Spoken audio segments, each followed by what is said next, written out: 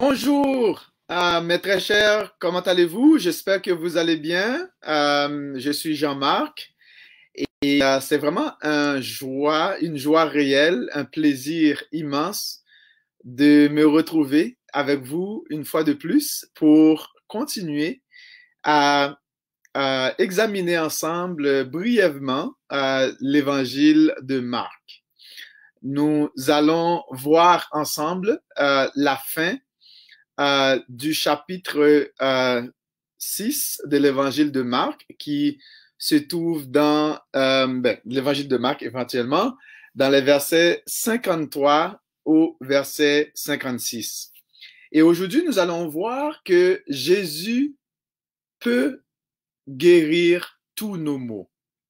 Jésus est le seul qui soit capable de guérir tous nos maux. Jésus a le pouvoir non seulement sur les phénomènes naturels, tempête, il peut marcher sur l'eau, il peut multiplier des pains, et aujourd'hui nous allons voir qu'il est capable de guérir toutes les maladies. Donc Jésus a le pouvoir de guérir tous nos maux. C'est ce que nous allons voir. Rapidement, je vais lire pour vous Euh, l'évangile de Marc, chapitre 6, les versets 53 à 56. Euh, Après avoir traversé la mer, c'est-à-dire la mer de Galilée, ils vinrent dans le pays de Génézareth et ils abordèrent. Quand ils furent sortis de la barque, les gens, ayant aussitôt reconnu Jésus, parcoururent tous les environs et l'on se mit à apporter les malades sur des lits, partout où l'on apprenait qu'il était. En quelques lieux qu'il arrive, dans les villages, dans les villes ou dans les campagnes, on mettait les malades sur les places publiques et on le priait de leur permettre seulement de toucher le bord de son vêtement. Et tous ceux qui le touchaient étaient guéris. Formidable, exceptionnel, comme vraiment scène, comme facette vraiment de l'histoire de la vie de Jésus. Et nous sommes tellement reconnaissants à Dieu de nous permettre d'avoir à notre portée ces histoires qui nous rappellent de ce que Jésus peut accomplir, de la personne de Jésus, de l'œuvre de Jésus, comment il était venu pour, bien sûr, accomplir la volonté de son Père. Prions.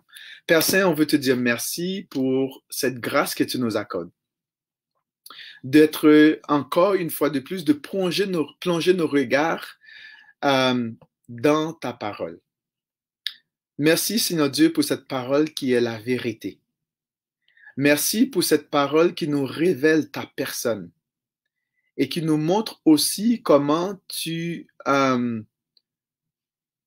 décidé d'intervenir dans la vie des gens.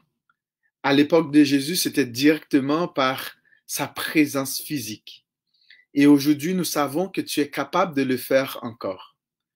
Et nous te prions, Seigneur de Père, de bénir chaque personne qui nous écoute ce matin. Et nous te demandons, Seigneur, d'aller les visiter, d'aller toucher leur cœur, d'aller toucher leur vie. Oui, Seigneur de Père, dans le nom de Jésus. Amen. Exceptionnel comme histoire. Donc, on voit ici rapidement que on avait vu la dernière fois que Jésus, il avait multiplié les pains et il y avait, après avoir multiplié des pains, il avait nourri plus de 5000 personnes. Et après cela, il a envoyé ses disciples qui ont pris la barque, il les a envoyés. Et après cela, il est allé prier. On avait vu que la puissance de Jésus, la source de la puissance de Jésus était dans son intimité avec son Père. Donc Jésus prenait régulièrement du temps seul pour avoir une tête-à-tête avec son Père céleste dans la prière. Et alors qu'il attendait ses disciples, il y eut un vent, beaucoup de vagues. Les disciples ne pouvaient pas, bien sûr, ramer. Ils avaient la difficulté de ramer. Et Jésus avait décidé de marcher sur l'eau pour aller trouver ses disciples. Et les disciples ont eu tellement peur. C'était la nuit. Les disciples pensaient qu'il était un fantôme. Ils ont commencé à hurler de toute leur force. Ils ont eu tellement peur. Ils ont commencé à hurler et Jésus leur dit, regarde, les gars, n'ayez pas peur. Donc, finalement, Pierre a voulu aller retrouver Jésus. Il a commencé par marcher sur l'eau aussi, mais encore une fois de plus, il a regardé aux vagues, au vent, au lieu de regarder à Jésus. Il a commencé à vraiment, ses pieds ont commencé à perdre force, à rentrer dans l'eau. Et voilà que Jésus vraiment l'a pris et ils ont pris la barque. Et là, on nous dit que Jésus leur a dit, mais pourquoi avez-vous douté? Donc aujourd'hui, nous allons voir que lorsque Marc nous dit qu'ils ont traversé la mer de Galilée et ils se sont retrouvés dans le pays de Génézareth et ils abordèrent. C'est vraiment intéressant. Donc Jésus et ses disciples se trouvaient là dans ce pays-là de Génézareth. Donc, Génézareth était une plaine fertile, une plaine qui était très fertile. Cette plaine fait à peu près 3 km de large et à peu près 6,5 km de long au sud de la ville de Capernaum. Donc, les rabbins, il semble que les rabbins ont appelé cette plaine le jardin de Dieu ou un paradis. Pourquoi? C'est vraiment intéressant. C'était fertile, c'est le nom que, bien sûr, c'est comme ça que les rabbins juifs appelaient cette plaine fertile. C'était une plaine qui était très populeuse. Donc, cette scène marque aussi le point culminant de la mission et du ministère de Jésus sur terre. C'est vraiment une scène extraordinaire, une scène particulière du ministère de Jésus. Donc, on nous dit qu'au verset 54, quand ils furent sortis de la barque, c'est-à-dire Jésus et ses disciples, les gens ayant aussitôt reconnu Jésus, verset 55, parcoururent tous les environs et l'on se mit à apporter les malades sur des lits partout où l'on apprenait qu'il était là. Donc, Jésus était comme devenu un hôpital ambulant. C'est vraiment, c'est comme un hôpital mobile qui bouge, qui allait de lieu en lieu dans les environs et on lui amenait les malades pour être guéris. Les gens parcouraient tous les environs. Et peu importe où Jésus se trouvait, les gens venaient à lui. On lui apportait les malades. La foule suivait Jésus partout où il allait.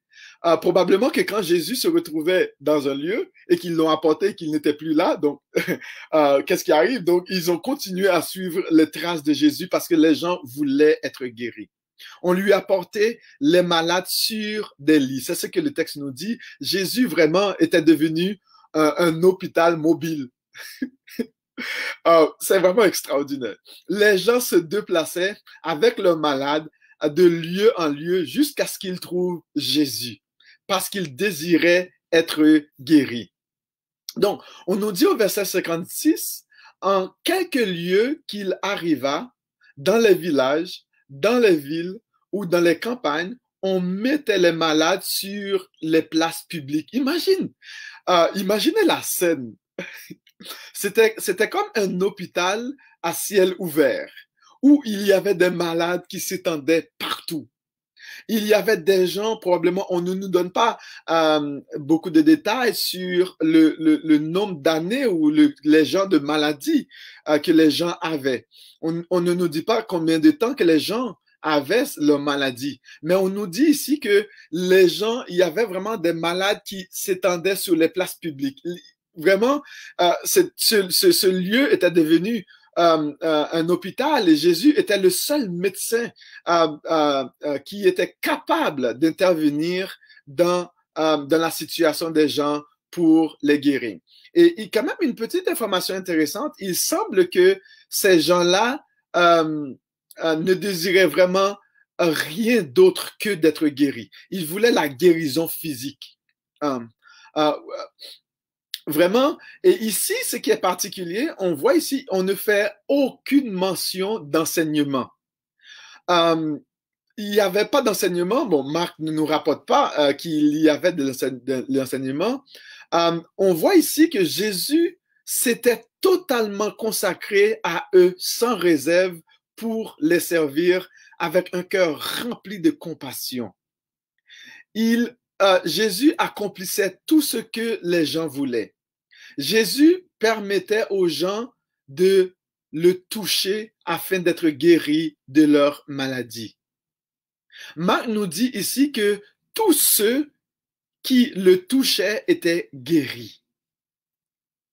Et c'était vraiment exceptionnel, c'était vraiment particulier, exceptionnel, que les gens voulaient, tout ce que les gens voulaient, c'était juste toucher Jésus, juste poser sa main sur ses vêtements.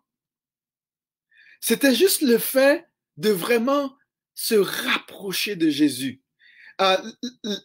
On comprend que ce n'est pas juste le fait de toucher Jésus qui leur permettait d'être guéris, mais on voit ici, il y a une chose exceptionnelle vraiment qui sous-entend quelque chose, parce que pour désirer toucher Jésus et être guéri, il fallait que ces gens puissent avoir une foi profonde en Jésus. Il fallait que ces gens puissent croire que le fait juste même de toucher Jésus, il fallait qu'il pouvait leur guérir. Ils avaient une confiance, une pleine confiance en Jésus pour vouloir le toucher et vraiment jouir de cette guérison.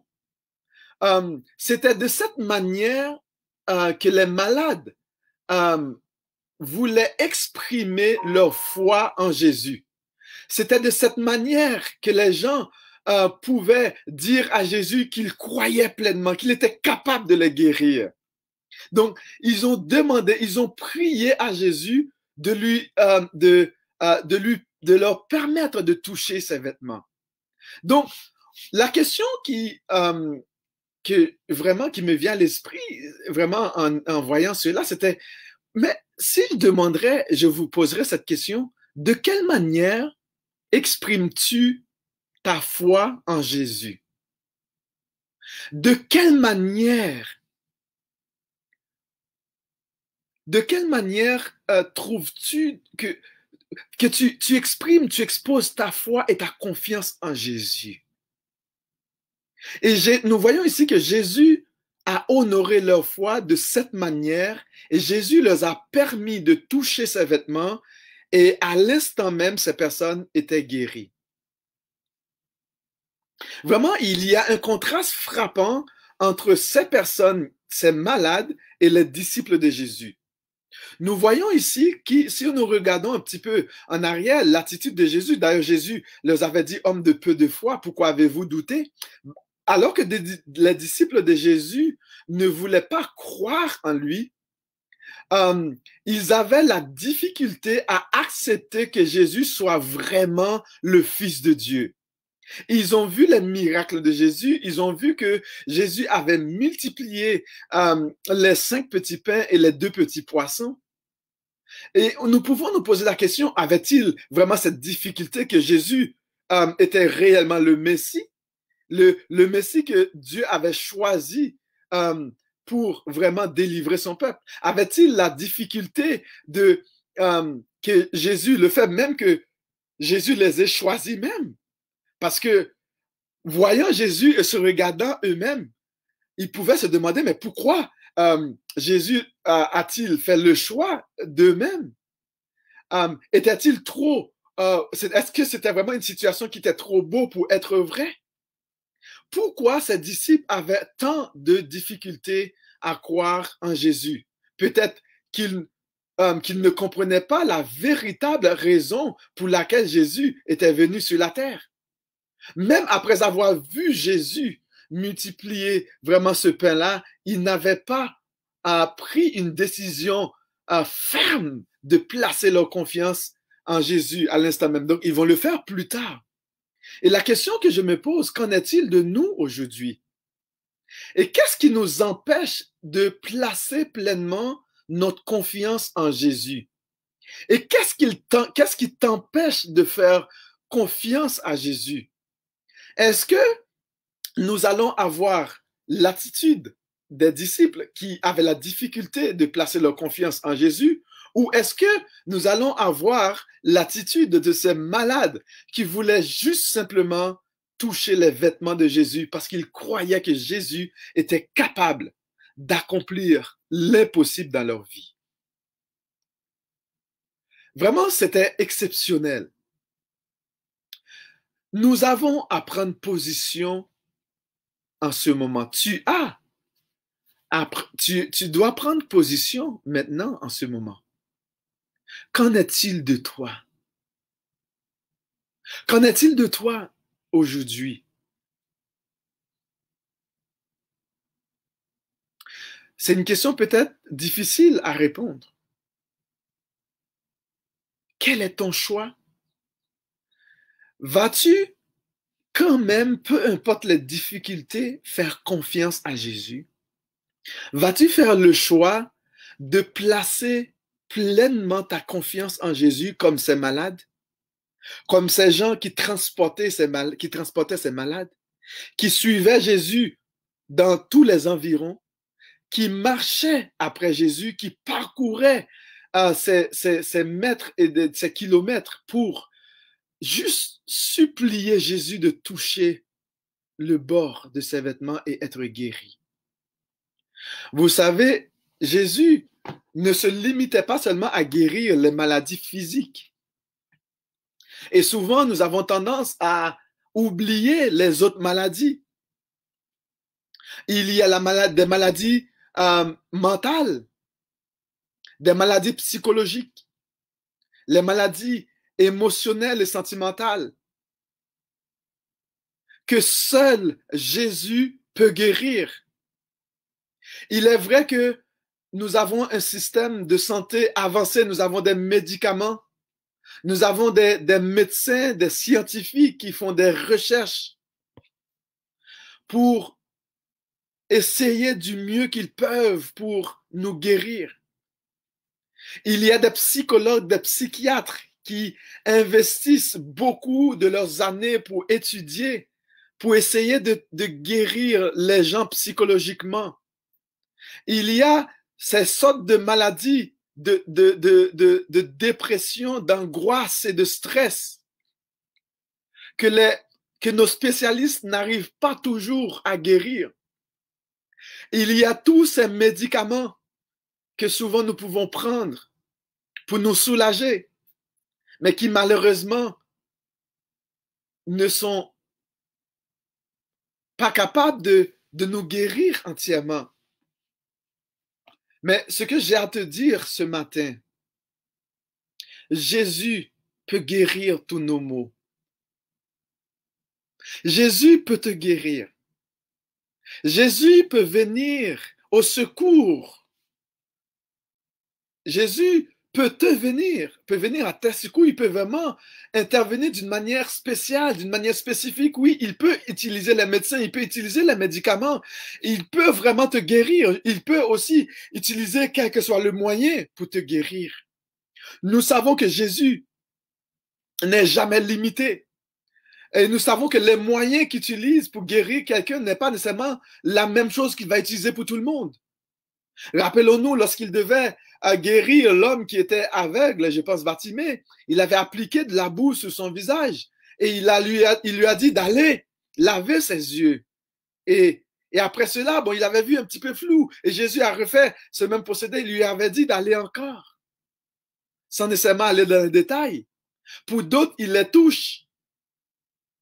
Et pour d'autres personnes, il lui permet à ces gens-là de les toucher. Et ces gens étaient guéris. Et pour d'autres personnes, c'est juste simplement de demander et juste Jésus leur dit, ta foi t'a guéri. Pour certains, c'est juste un mot, c'est une parole. Et nous savons que les moyens de Jésus pour intervenir, les moyens que Dieu peut utiliser pour nous guérir ne seront jamais de la même façon. Et le temps que Jésus peut prendre pour nous guérir, nécessairement, n'est pas la même manière. Rappelons-nous de cet homme qui était au bord de la piscine, qui avait pris, je pense, 38 ans. Et Jésus était venu à son secours pour le guérir. Rappelez-vous aussi de cette femme qui avait cette perte de sang pendant 12 ans. Elle avait juste osé de juste toucher les vêtements de Jésus et elle était guérie. Ce que j'ai à te dire ce matin, Jésus peut guérir encore aujourd'hui. Il a le pouvoir de le faire seulement selon sa volonté. Et nous voyons ici la chose fondamentale et de base qui va nous permettre d'expérimenter l'intervention de Jésus, de Dieu dans notre vie, c'est tout simplement une petite chose. Une simple petite chose, c'est la foi. C'est la confiance en lui. Et cette foi désespérée. Cette femme, on nous a dit, la femme qui avait eu cette perte de sang pendant 12 ans, elle avait épuisé toutes ses ressources. Elle avait épuisé tout son argent. Elle avait vu tous les spécialistes, elle avait vu tous les médecins et personne ne pouvait rien faire. Elle était désespérée et la seule option qu'elle avait, c'était juste de croire aveuglement en Jésus. Et son seul espoir, c'était juste venir et toucher. Et elle savait tout simplement la seule chose qu'elle avait à faire, c'était toucher les vêtements de Jésus. Et c'est ce qu'elle avait pris son courage à deux mains. Elle avait exposé même sa vie. Parce que à l'époque, c'était tellement mal vu qu'une femme qui puisse avoir de telles maladies puisse même se trouver en public. Et elle avait même exposé sa vie parce qu'elle aurait pu être lapidée à cause de la loi de l'époque, de pureté de l'époque. Mais sa foi était plus forte que la pression de la société. Sa foi était plus forte au point même de même vouloir exposer sa propre vie parce qu'elle savait que si elle pouvait juste toucher les vêtements de Jésus, elle pouvait être guérie. Elle avait une confiance profonde en Jésus. Et le résultat, elle a été guérie. Et on a vu vraiment toutes ces personnes qui ont transporté ces malades sous des lits d'hôpitaux, j'allais dire des lits d'hôpitaux, parce qu'il y avait pas, c'était pas un hôpital à l'époque, mais c'était comme si c'était un hôpital. Il n'y avait pas d'infirmières, mais les personnes qui ont transporté ces malades avaient cette confiance. Est-ce que ce sont les malades qui avaient la confiance en Jésus ou bien est-ce que ce sont les personnes qui avaient vraiment, qui ont transporté les malades, qui avaient confiance? Mais peu importe, on voit qu'il y a cette notion de foi, tant des malades que les personnes qui transportaient leurs malades. Il y avait cette foi en Jésus, cette confiance en Jésus. Eh bien, ce que j'ai à te dire, quelle que soit la chose que tu peux, vraiment, la maladie, la difficulté, soit la pression, soit la dépression, soit le stress, soit l'angoisse, soit la peur, soit la crainte du lendemain, soit la peur de la mort, soit peu importe le niveau de maladie psychologique et mentale que tu peux avoir, eh bien, c'est ce que j'ai à te dire ce matin, c'est de te présenter, de supplier Jésus, tout comme ces personnes ont prié à Jésus, de juste toucher ses vêtements. Tu peux faire de même ce matin.